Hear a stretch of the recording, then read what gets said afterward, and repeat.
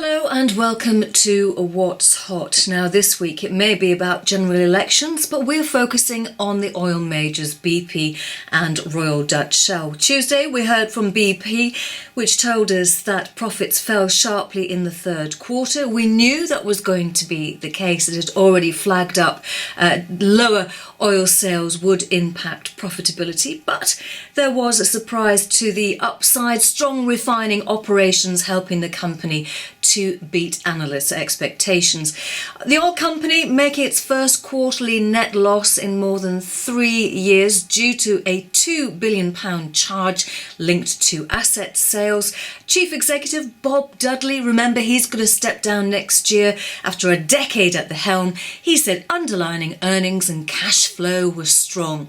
That's a good legacy to leave Bernard Looney, the current chief executive of the upstream business. He's going to succeed. He's already on the scene, so don't expect anything revolutionary until at least the formal handover in February. Well, Thursday we hear from BP long-established rival Royal Dutch Shell, known affectionately as Shell.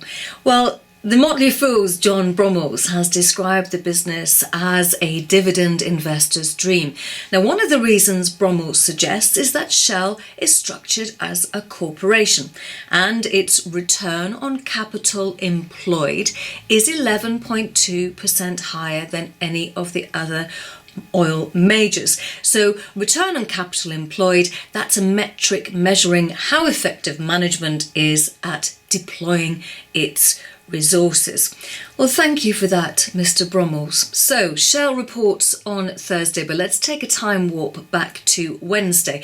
And results from Apple and Facebook aside, here in Blighty, we're getting updates from some much bigger names, the ones that we can most relate to. I'm talking about GlaxoSmithKline, Next and Standard Chartered. Well, analysts at Hargreaves Lansdown are paying particular attention to Next. They say with it being a trading update, they're going to keep a particular eye out on sales. Well, back in September, the group said unusually warm weather was impacting early autumn sales, and we should find out if and to what extent this trend has continued. Well, online sales underpin overall performance, and remember recent comments from rival ASOS about increased discounting may be echoed by Next.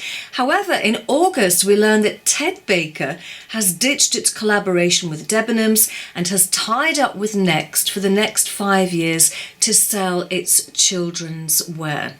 Okay, so let's fast forward back to Thursday when we'll be hearing from lots of other blue chip companies. I'm talking about BT, International Consolidated Airlines, Smith & Nephew, Lloyd's, Hilton Food. Well, as for BT, only a few savvy consumers know that BT is also PlusNet and EE. So the comparison sites helpfully have them bidding against each other when you're thinking about exchanging and changing your contracts. Now, way back in February 2018, BT Consumer Chief Executive Mark Alera said 5G is 18 months or so away.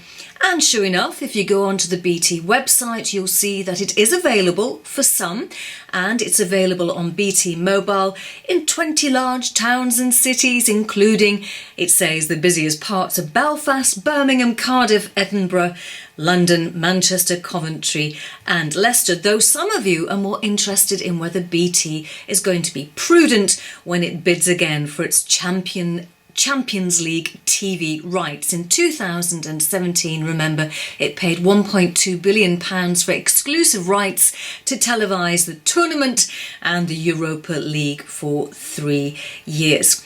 Now, if oil and gas is more your thing, then put the following date in your diary. I'm talking about November the 12th, when it is London South East's final investor briefing of the year. Just where has 2019 disappeared to?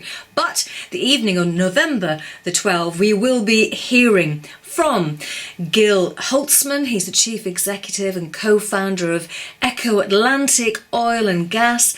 Andy Denon, the chief financial officer of Coro Energy, Petromatad and Entog or Nostra Terra will also be making appearances too.